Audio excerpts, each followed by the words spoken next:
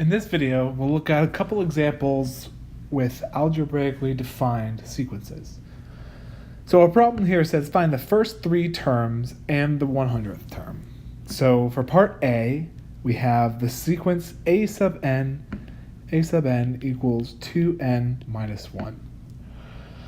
Okay, so for this, our approach is we're looking at the first three terms. So we have the terms with n equals 1, n equals 2, n equals 3, and then n equals 100. So let's just do this out. A1 equals 2 times 1 minus 1. So that's 2 minus 1 equals 1. A2, we have 2 times 2 minus 1, which equals 4 minus 1, 3. A sub 3 equals 2 times 3, which is 6 minus 1 equals 5. You may notice that this is a particular kind of pattern, a special kind of sequence. This is all of the odd numbers. So then we do a sub 100, and we have 2 times 100 minus 1 equals 200 minus 1 is 199. So this particular sequence, a sub n equals 2n minus 1, is all of the odd numbers, all of the positive odd numbers. So for the next one, we have t sub n, let me delete this, t sub n equals n over n plus 1. So we'll do the same thing. We have t sub 1 equals 1 over 1 plus 1. So again, we're just plugging 1 in. We're plugging the term number in wherever we see the letter n. So this is 1 over 2. T sub 2, take the same approach. We have 2 over 2 plus 1, which this will equal 2/3. T sub 3 will be 3 over 3 plus 1, which will be 3/4. And then t sub 100 equals 100 over 100 plus 1, which equals 100 over 101. Okay? I think we're starting to get the feel of this, but there's one more that I would really like to do because this is a particularly interesting and relevant example. Letter C, we have r sub n equals -1 quantity to the n over 2 to the n. So r sub 1 will be -1 to the first power over 2 to the first power. So -1 to the first power is just -1. 2 to the first power is just 2. So this will be -1 over 2. R sub 2 will be -1 quantity squared over 2 squared. So we have positive 1 over 4, positive 1 over 4. R sub 3 equals -1 cubed over 2 cubed. So we'll have -1 again. We'll have -1 over 8. And then r sub 100 equals -1 to the 100th over 2 to the 100.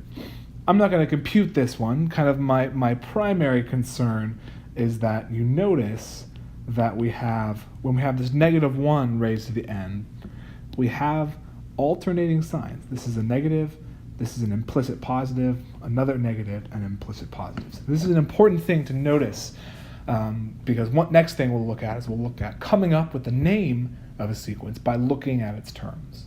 So we'll scroll down.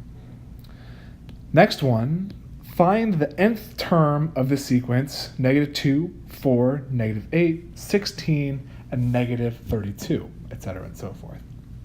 So by the example that we just looked at, this looks like one that should have an alternating sign in front of it. We were just saying that, if we have a -1 to the nth power, okay, well then this should be our alternating sign. So we're definitely going to need this. Let's give our sequence a name. Let's call our sequence a sub n. So far we have a sub n equals -1 to the n.